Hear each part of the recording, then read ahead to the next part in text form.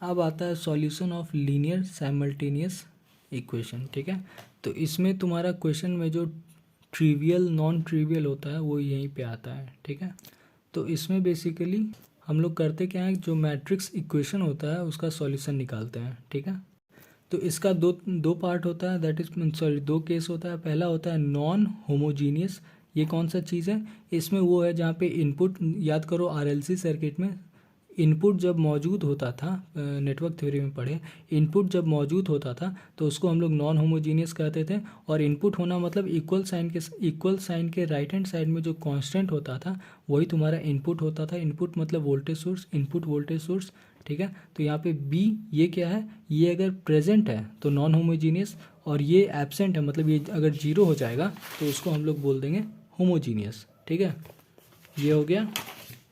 तो पहले हम लोग नॉन होमोजीनियस पढ़ रहे हैं, इसका मतलब बी मौजूद होगा। अब ये तुम्हारा A minus lambda I into X is equal to B, ये हम लोग आइगन वेक्टर में पढ़े हैं। ये तुम्हारा मैट्रिक्स है, ये लेमडा आइगन वैल्यू है, ये आइडेंटिटी मैट्रिक्स है, ये एक्स तुम्हारा आइगन वेक्टर है, और ये बी क्या है, तो बी तुम्हारा इनपुट वोल्टेज सोर्स है। ठीक है, जिसका यहाँ पे कोई खास यूज़ है नहीं, बस अल्फ़ाबेट बी समझ लो। ठीक है, ज़्यादा कुछ है नहीं, ये नेटवर्क का पार्ट है कि ये इनपुट वोल्टेज सोर्स होता है। ठीक है, तो अब इसमें से लेमडा आई को ऐसे ही हटा दो, तो A into X is equal to B, ये हमारा इक्वेशन बना। ठीक है, जिसमें ए तुम्हारा मैट्रिक्स हो गया, बी भी तुम्हारा कुछ वैल्यू होगा, और एक्स तुम्हारा वेक्टर हो गया, आइगन वेक्टर, और यही तुम्हारा वेरिएबल है। ठीक है, तो x is equal to B upon A, that is equal to A inverse into B. ठीक है, तब ये देखो फ्रैक्शन है, तो फ्रैक्शन जब होता है तो इसका मतलब क्या है, denominator not equal to zero, ये कंडीशन होता है हर एक फ्रैक्शन का। तो magnitude A not equal to zero, ये कंडीशन हो गया इसके सॉल्यूशन का। ठीक है, तो इसका मतलब मैग्नीट्यूड ये तुम्हारा यूनिक सॉल्यूशन होता है, ये बस समझने के लिए समझ लो, यूनिक सॉल्यूशन होता है। हम सॉल्यूशन ही तो निकाल रहे हैं बेसिकली, तो एक सॉल्यूशन हमें मिल गया कि magnitude not equal to zero जब होगा तो उसको हम लोग बोल देंगे यूनिक सॉल्यूशन। ठीक है, ठीक है, तो अब इस सॉल्यूशन को हम लोग रैंक के साथ कैसे रिलेट करेंगे, क्योंकि इस चैप्टर में हमें रैंक ही निकालना होता है। ठीक है, तो देखो रैंक तुम्हारा क्या था, रैंक में हम लोग क्या पढ़े थे कि हम लोग डिपेंडेंसी निकालते हैं। उस डिपेंडेंसी से हमें ये पता चलता है कि कितना नंबर ऑफ़ इंडिपेंडेंट रो है, और जितना नंबर ऑफ़ इंडिपेंडेंट रो होता है उतना ही रैंक होता है। स्क्वायर मैट्रिक्स का केस बता रहे हैं। ठीक है, ठीक है, और स्क्वायर मैट्रिक्स में डिपेंडेंसी हम लोग कैसे निकालते थे, तो determinant is equal to zero put करके। जैसे देखो यहाँ पे देख लो, स्क्वायर मैट्रिक्स में सिर्फ डिटर्मिनेंट होता था, डिटर्मिनेंट इज इक्वल टू अगर जीरो आया और नॉट जीरो आया तो यहीं से हमारा रैंक निकलता था। ठीक है, इसमें क्या होगा, इसमें तुम्हारा रिलेशन निकालना होगा। ठीक है, और अगर तुम्हारा determinant not equal to zero आया तो रैंक वही ऑर्डर हो जाएगा, ये बहुत आसानी से निकल जाता है। ठीक है, तो इसीलिए हम लोग determinant is equal to zero पे स्टडी करते हैं। ठीक है, ये उतना इंपॉर्टेंट नहीं था रिलेशन। ठीक है, हटाओ इसको। अब यहाँ पे मेन होता है ऑगमेंटेड मैट्रिक्स। ठीक है, तो ये तुम्हारा इक्वेशन था A X is equal to B. Augmented matrix क्या होता है, ए बी, ये मैट्रिक्स होता है। ठीक है, ये एक मैट्रिक्स है जिसमें ए का एलिमेंट सब एक साथ लिखा हुआ है और उसके बाजू में बी लिख दिए हैं। ठीक है, कोई ज़्यादा दिमाग लगाने वाला चीज़ नहीं है। ठीक है, बस मैट्रिक्स एज इट इज़ लिख दो। जैसे ये देखो, ये तुम्हारा ए मैट्रिक्स क्वेश्चन में दिया हुआ है और ये बी मैट्रिक्स है, तो ए मैट्रिक्स लिखे और उसके बगल में बी लिख दिए। इससे बदलाव क्या हुआ कि ये जो स्क्वायर था वो अब रेक्टेंगुलर बन गया 3x4 का। ठीक है, तो यही होता है। अब इसके बाद नेक्स्ट काम क्या करना होता है कि नेक्स्ट काम करना होता है हमें इसका रैंक निकालना होता है। ठीक है, तुम रैंक किसका निकालोगे, मैट्रिक्स ए का अकेले का रैंक निकालोगे और फिर ये दोनों का मिला के रैंक निकालोगे। ठीक है, और वो दो रैंक जो आया उसमें रिलेशन देखोगे। ठीक है, तो जैसे देख लो, दो भाग में बटा, पहला में क्या है, दोनों रैंक सेम आ गया। ठीक है, तो इसको हम लोग कंसिस्टेंट बोल देंगे। देखो ये जो है ना, ये कोई समझने वाला चीज़ नहीं, ये बस स्टेप है। ठीक है, इस स्टेप में तुमको क्वेश्चन सॉल्व करना है। ठीक है, तो स्टेप को समझते जाओ। ठीक है, कोई कॉन्सेप्ट इसमें नहीं है। ठीक है, तो दोनों रैंक इक्वल हो गया तो इसको हम लोग बोल देंगे कंसिस्टेंट सॉल्यूशन। दोनों रैंक अनइक्वल हुआ तो इसको बोल देंगे इनकॉन्सिस्टेंट सॉल्यूशन। क्वेश्चन पूछा रहेगा कि कोई कंसिस्टेंट निकालो, तो इसका मतलब रैंक इक्वल। अब जब दोनों रैंक इक्वल है, ठीक है, तो उसमें भी दो केस आया कि दोनों रैंक इक्वल है और वेरिएबल के काउंट से छोटा है। इसका मतलब क्या हुआ कि ये जो आइगन वेक्टर होता है, ये एक्स, ये क्या होता है, ये तो वेरिएबल ही होता है ना। तो वेरिएबल का जो काउंट है, जैसे यहाँ पे देख लो एक्स क्या है यहाँ पे ABC मतलब 3 है, तो पहला कंडीशन क्या है कि रैंक जो आएगा वो 3 से छोटा होगा, ठीक है, सॉरी 3 के बराबर होगा। तो उस कंडीशन को हम लोग क्या बोलेंगे, उस कंडीशन को यूनिक सॉल्यूशन बोलेंगे, या फिर तो वन पॉइंट सॉल्यूशन, या फिर तो लाइन इंटरसेक्ट सॉल्यूशन, ठीक है। तो क्वेश्चन में तुमको दिया रहेगा कि यूनिक सॉल्यूशन निकालो, इसका मतलब रैंक इक्वल है, ठीक है, किसके, काउंट ऑफ वेरिएबल। और दूसरा केस क्या होगा कि तुम्हारा रैंक दोनों इक्वल है, लेकिन ये दोनों रैंक जो है वो वेरिएबल से छोटा है, मतलब यहाँ पे जैसे 3 वेरिएबल है तो 3 से एक छोटा वैल्यू आएगा, समझे, दोनों का रैंक छोटा वैल्यू आएगा, ठीक है। दूसरा केस कि दोनों का रैंक अनइक्वल है, ठीक है, तो सॉरी यहाँ पे देखो, यहाँ पे इनफाइनाइट सॉल्यूशन बनता है, और जब ऐसा रहेगा तो इसका नो सॉल्यूशन, ठीक है, मतलब इसका सॉल्यूशन पॉसिबल ही नहीं है, ठीक है, या फिर तो नो पॉइंट सॉल्यूशन, ठीक है, ठीक है। तो बहुत ही ईजी है यार, ठीक है, बहुत ही ईजी है, ठीक है। अब इसके बाद नेक्स्ट केस क्या आता है, होमोजीनियस। होमोजीनियस में क्या होता है कि सोर्स इनपुट वोल्टेज एब्सेंट होता है, मतलब AX इजिक्वल टू बी तुम्हारा इक्वेशन आया था, B तुम्हारा इनपुट वोल्टेज होता है जो कि 0 है, तो AX इजिक्वल टू 0 यहाँ पे इक्वेशन आया, तो X is equal to 0 upon A, ठीक है। अब ये एक फ्रैक्शन है, ऑल्दो इसका वैल्यू 0 होगा, लेकिन वो हटा दो, ये एक फ्रैक्शन है, और फ्रैक्शन तभी एग्जिस्ट करेगा जब डिनोमिनेटर 0 नहीं होता है, इसका मतलब magnitude of A not equal to 0, ठीक है। अब इसमें ऑगमेंटेड मैट्रिक्स क्या होता है, A.0, मतलब जो A मैट्रिक्स होता है वही यहाँ पे ऑगमेंटेड मैट्रिक्स होता है, ठीक है। और इसका जो सॉल्यूशन होता है ये ऑलवेज कंसिस्टेंट होता है, ठीक है, ऑलवेज कंसिस्टेंट होता है। और यहाँ पे जो रैंक आता है वो तुम्हारा मैट्रिक्स A का जो रैंक आएगा वही ऑगमेंटेड मैट्रिक्स का भी रैंक आएगा, ठीक है। और इसका जो सॉल्यूशन बनता है वो यूनिक सॉल्यूशन बनता है और इनफाइनाइट बनता है, मतलब जो यूनिक होता है वही इसका इनफाइनाइट होता है, समझ गए, नहीं सॉरी, 2 सॉल्यूशन इसका बनता है, एक यूनिक और एक इनफाइनाइट, ठीक है। यूनिक मतलब क्या, मैग्नीट्यूड नॉट इक्वल टू जब 0 होगा तो वो एक यूनिक सॉल्यूशन देगा, जब मैग्नीट्यूड इक्वल टू 0 होगा तो वो इनफाइनाइट सॉल्यूशन देगा, ठीक है। और नो सॉल्यूशन ऐसा कोई चीज़ यहाँ पे एग्जिस्ट नहीं करता है, जैसे यहाँ पे देखो नॉन होमोजीनियस में नो सॉल्यूशन एग्जिस्ट कर रहा था, ठीक है, यहाँ पे वो नहीं एग्जिस्ट करता है, ठीक है। तो मैग्नीट्यूड देख लो, मैग्नीट्यूड निकाले, पहला कंडीशन में अगर 0 आ गया तो इसका मतलब तुम्हारा इनफाइनाइट सॉल्यूशन है, इसी को हम लोग नॉन जीरो सॉल्यूशन बोलते हैं, और इसी को हम लोग नॉन ट्रिवियल सॉल्यूशन बोलते हैं। क्वेश्चन में यही रहता है कि नॉन ट्रिवियल सॉल्यूशन निकालो, इसका मतलब क्या, उस मैट्रिक्स का डिटर्मिनेंट को 0 से इक्वेट कर दो, बस निकल जाएगा। And when determinant is not equal to 0 तो ये तुम्हारा यूनिक सॉल्यूशन देगा, ऑलवेज 0 देगा, ठीक है, और इसी को हम लोग बोलते हैं ट्रिवियल सॉल्यूशन, ठीक है।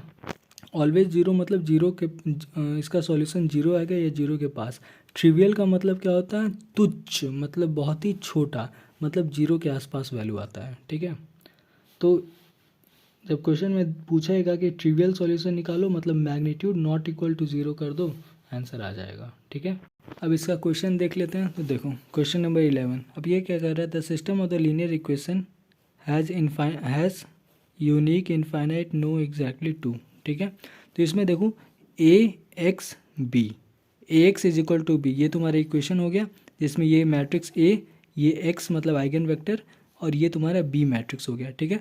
तो यहाँ से हमें क्या पता चला कि B मौजूद है, इसका मतलब ये नॉन होमोजीनियस है, ठीक है। अब नॉन होमोजीनियस है तो नॉन होमोजीनियस में जो ऑगमेंटेड मैट्रिक्स है उसी से हम लोग ये सब चीज़ बता पाएंगे, ऑगमेंटेड से ही हमारा रैंक निकलेगा, और रैंक निकलने के बाद ही हम इनफाइनाइट यूनिक ये सब बता पाएंगे, ठीक है। तो अब देखो तुम्हारा ऑगमेंटेड मैट्रिक्स नॉन होमोजीनियस के केस में ऑगमेंटेड क्या था, AB, ठीक है। तो क्या करना है, A मैट्रिक्स लिख दिए और उसके बगल में B matrix as it is उतार दिए, तो हमारा 3x4 का मैट्रिक्स बन गया।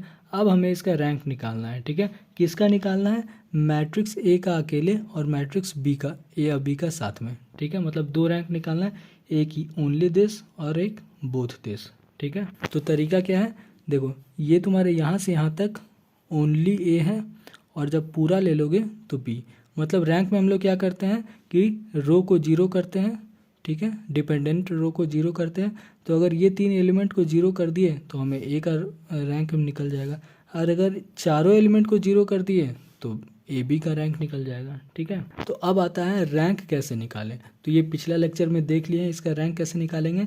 इसमें रिलेशन हम लोग को इस्टेब्लिश करना है, जो रो में रिलेशन आएगा वो डिपेंडेंट हो जाएगा और सारा जीरो हो जाएगा। ठीक है, रिलेशन कैसे निकालते हैं, तो हम लोग जीरो को पकड़ते हैं।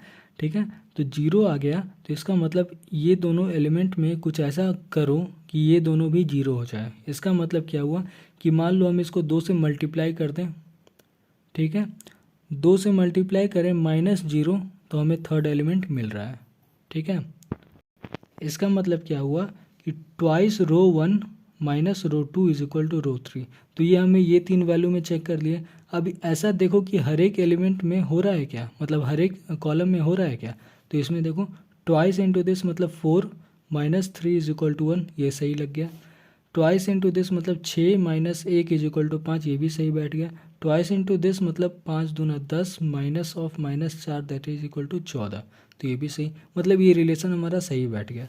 तो इसके अकॉर्डिंग क्या है, R3 तुम्हारा डिपेंडेंट हो गया। तो R3 क्या हो जाएगा, पूरा जीरो।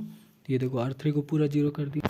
तो ये पूरा जीरो होने से क्या हुआ कि तुम्हारा अब इंडिपेंडेंट रो कितना बचा, 1 और 1 2 बचा। दूसरी बात, इसमें कोई रिलेशन मौजूद नहीं है, तो 2 इंडिपेंडेंट है, तो रैंक कितना हो गया, 2। अब ये जो रैंक हुआ ये तुम्हारा मैट्रिक्स ए का भी 2 हो गया और ए बी का भी 2 हो गया। क्यों, क्योंकि देखो ये यहाँ तक तो ए था, तो अगर यहाँ तक तुम अगर देखोगे तो इसका भी नीचे वाला एलिमेंट तो जीरो है ना, मतलब इसका भी रैंक 2। और अगर ए बी का देखोगे यहाँ तक तो इसका भी नीचे वाला एलिमेंट मतलब नीचे वाला रो जीरो है, तो इसका भी रैंक 2। ठीक है, तो रैंक तुम्हारा ए का 2, ए बी का भी 2। ठीक है, तो हमें क्या मिला कि ए और बी का इक्वल रैंक है और ये 3 से छोटा है। 3 क्या है, तो देखो जो तुम्हारा x था, x क्या होता है, x में तुम्हारा वेरिएबल होता है, तो ए बी सी 3 ठो वेरिएबल है। इसका मतलब क्या हुआ कि 3 से छोटा है।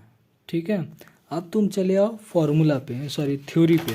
तो इसमें देखो जब वेरिएबल से छोटा होता है तो उस समय ये इनफाइनाइट सॉल्यूशन देता है, मेनी पॉइंट सॉल्यूशन देता है। ठीक है, इसका मतलब इसका आंसर होगा इनफाइनाइट सॉल्यूशन। ठीक है, तो इसका आंसर क्या हो गया, इनफाइनाइट मेनी सॉल्यूशन। ठीक है, इस तरह से देखो ये क्वेश्चन नंबर 25 है। ठीक है, IIT का है।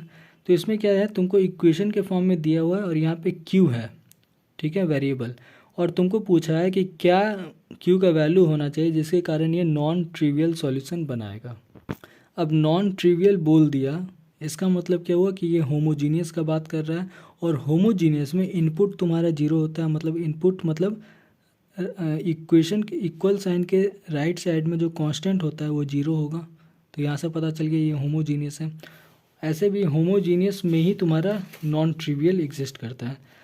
ठीक है, और नॉन ट्रिवियल क्या होता है, तो देखो होमोजीनियस में मैट्रिक्स का जो ए मैट्रिक्स है उसका डिटर्मिनेंट को जीरो से इक्वेट कर दोगे तो यही तुम्हारा नॉन ट्रिवियल सॉल्यूशन बन जाता है। ठीक है, तो इसमें देखो ये तुम्हारा इक्वेशन है, इसे तुम मैट्रिक्स के फॉर्म में सेपरेट कर लो। दैट इज 2 और 3 कोएफिशिएंट है, 2 3 6 है क्यू कोएफिशिएंट है, ये एक्स है वाई और ये 0 0।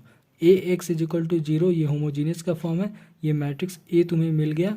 अब तुम्हें क्या करना है, सिंपल ये देखो नॉन ट्रिवियल में determinant of A is equal to 0, तो determinant of A is equal to 0 कर दिए। ठीक है, तो फाइनली क्यू का वैल्यू हमें मिल गया, मतलब क्यू का वैल्यू क्या है 9। उसी तरह से ये क्वेश्चन देखो, ये क्वेश्चन क्या है, इसमें तुम्हारा फिर से इक्वेशन दिया हुआ है और पूछा है कि क्या ऐसा होगा। तो अगेन तुम यहाँ पे इक्वेशन बना लो।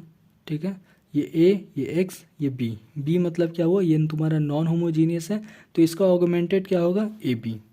ठीक है, हमें सिर्फ और सिर्फ ये पता करना है, ये होमोजीनिटी पता करते हैं और उस होमोजीनिटी पे ऑगमेंटेड पता कर लेते हैं। ठीक है, अब अगर हमें ये सब बताना है तो हमें इसका रैंक निकालना होगा।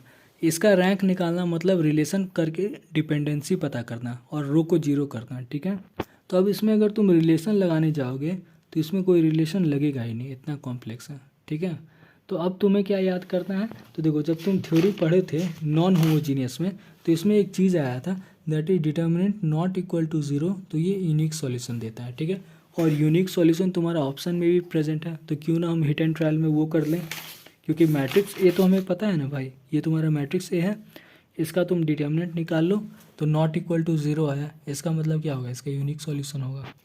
उसी तरह से ये देखो क्वेश्चन 8, इसमें भी तुम्हारा इक्वेशन दिया हुआ है और तुम्हारा लेमडा और यू का कौन सा ऐसा वैल्यू हो जिसके कारण नो सॉल्यूशन। ठीक है, तो अब देखो थ्योरी क्या पढ़े थे, ये देखो ये तुम्हारा इनपुट मौजूद है, मतलब ये नॉन होमोजीनियस का पार्ट है। तो नॉन होमोजीनियस में कौन सा है जो कि नो सॉल्यूशन देता है, that is rank not equal to. जब रैंक दोनों का इक्वल नहीं होगा तब तुम्हारा नो सॉल्यूशन होगा। ठीक है, तो सबसे पहले तुम ऑगमेंटेड मैट्रिक्स बनाओ, दैट इज़ ए बी। ये तुम्हारा ए है और साइड में बी लिख दिए। ठीक है, अब क्या ऐसा पॉसिबिलिटी है कि हम इसका रैंक इक्वल ना होने दें। ठीक है, तो ये देखो यहाँ तक तुम्हारा ए है। ठीक है, तो मान लो जैसे तुम रिलेशन इसमें बिठाओगे, रिलेशन से क्या मिला कि ये तुम्हारा जीरो हो गया और ये ऐसे हो गया। ठीक है, तो अगर लेमडा का वैल्यू जीरो हो जाएगा, मतलब सॉरी ये एलिमेंट जीरो हो जाएगा, तो तुम्हारा मैट्रिक्स ए में रो जीरो हो गया तो इसका रैंक 2 हो जाएगा। और अगर ये जीरो नहीं हुआ ये पूरा एलिमेंट, तो क्या होगा कि ये जो ए बी मैट्रिक्स है इसका रैंक 3 हो जाएगा। ठीक है, ये वाला केस, तो उस कंडीशन में ये नो सॉल्यूशन देगा। ठीक है, मतलब lambda is equal to 6, mu not equal to 20। ठीक है।